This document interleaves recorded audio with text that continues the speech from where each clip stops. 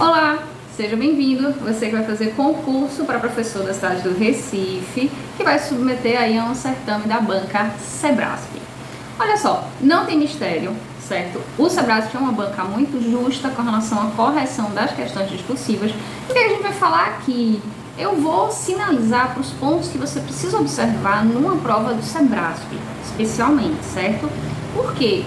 Existem diferentes espelhos que as bancas liberam para concursos diferentes.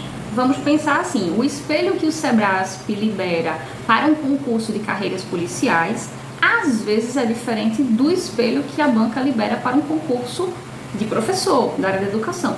Mas o que é constante dentro do espelho do Sebrasp, por exemplo? É o valor que a banca dá à questão de conteúdo. Então, o Sebrasp é uma banca conhecida como uma banca conteudista. O que isso significa? É o que a gente vai ver, certo?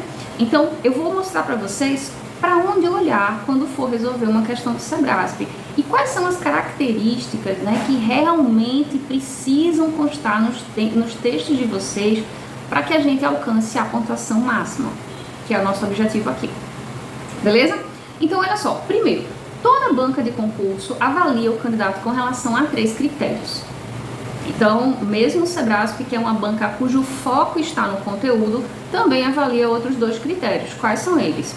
Estrutura, tá? Então, é como você elabora o texto. Como você elabora tem a ver com as regras de tipologia, certo? Então, por exemplo, a prova para professor do Recife, que vai acontecer em 2023 agora, né? Nessa prova vai cair 2 questões discursivas. Então, são 2 textos expositivos. Um texto voltado para temas de conhecimentos pedagógicos e o outro texto voltado para conhecimentos específicos da área para a qual o candidato está prestando o concurso, né? Então, a gente, por exemplo, um professor de artes vai ter uma redação sobre artes, que é o tema específico, e uma redação sobre conhecimentos pedagógicos. Cada uma com 15 linhas, cada uma valendo 15 pontos. E juntas, as notas aí vão somar até 30 pontos. Ok, né? Então, qual é o nosso objetivo? Fazer as 15 linhas, tá? Pra gente chegar mais perto da formatação aí de conteúdo que o Sebrasp exige. O Sebrasp, como falei, é uma banca que valoriza muito quanto o candidato fundamenta o conteúdo. Então, o texto expositivo, que é o texto da discursiva, da questão discursiva, não é aquele texto que a gente conhece, né, que a gente aborda na maioria das provas, o dissertativo, que tem introdução, desenvolvimento e conclusão. Não, o texto expositivo é uma questão que a gente chama, né, e é uma questão que pode estar certa ou errada. Então, a gente precisa primeiro saber a resposta da questão que a banca lançou. E vocês sabem por quê? Porque é uma resposta específica da área de vocês e a outra resposta ali relativa aos conhecimentos pedagógicos que vocês estudaram para a prova, certo? Então, são 2 questões desse tipo. Primeiro, vocês precisam acertar a resposta, então tem que ler corretamente a formulação, né? A gente vai ver isso aí ao longo do curso. A gente precisa ler a formulação da proposta para entender o que a banca realmente quer e abordar aquela questão na totalidade. Mas por hora vamos falar aqui nos critérios avaliativos, porque a gente vai precisar fazer o nosso texto com foco nesses critérios, beleza? Olha só, se é uma banca de conteúdo, a gente precisa prestar muita atenção em cada uma das palavras-chave que a banca traz para que a gente desenvolva.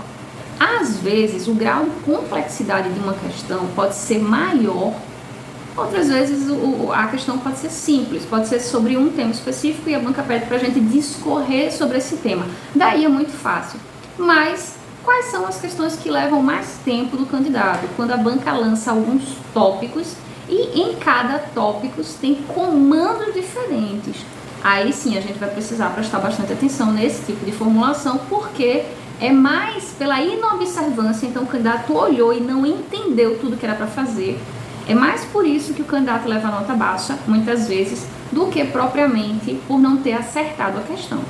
Tá? Então tem as características aí de resolução que a gente vai ver com calma.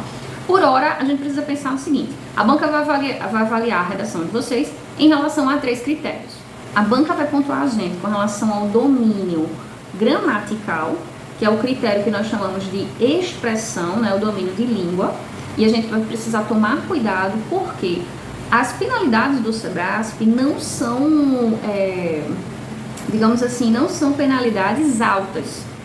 Mas pensem assim, se a gente cometer numa redação de 15 linhas 20 erros gramaticais, a gente vai perder aí 2 pontos. Porque geralmente a banca tira cerca de 1/10 ou um pouco mais, dependendo do tipo de erro, tá? Então, 2 pontos é bastante, vocês sabem, né? Então, assim, quando a gente comete, por exemplo, erros de coerência, né, de coesão e coerência dentro do texto, acaba que um erro conduz a vários outros, então a banca acaba tirando mais penalidades, porque foram vários erros, digamos assim, um erro ele leva a outros.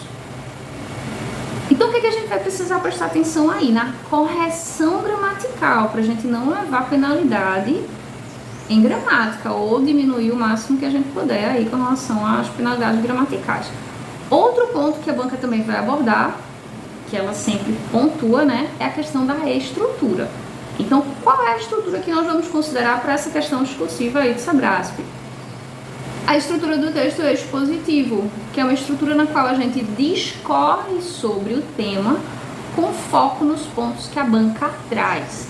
Não tem opinião da gente e não tem absolutamente nenhuma informação que a gente vai acrescentar àquilo que a banca pediu.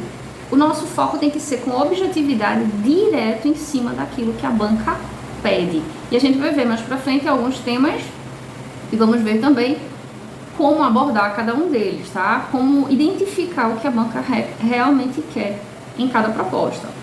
Atenção à estrutura, a gente tem que fazer como um texto corrido, então vamos ter que prestar atenção nas ideias, elas precisam se desenvolver de forma lógica e conectada, né? E vamos prestar atenção também na fundamentação do conteúdo. Inicialmente é isso, tá? Lembrando que o SEBRASP é uma banca de conteúdo, então a gente não vai poder trabalhar de forma superficial essa parte, a gente vai precisar aprofundar mais, sempre trazendo aquilo que a banca quer e todo o nosso conhecimento a respeito daquele tópico, dentro do limite específico de linhas que a banca dá, que é 15. Beleza? Fechou? Então a gente encerra aqui e nós vamos pro próximo bloco.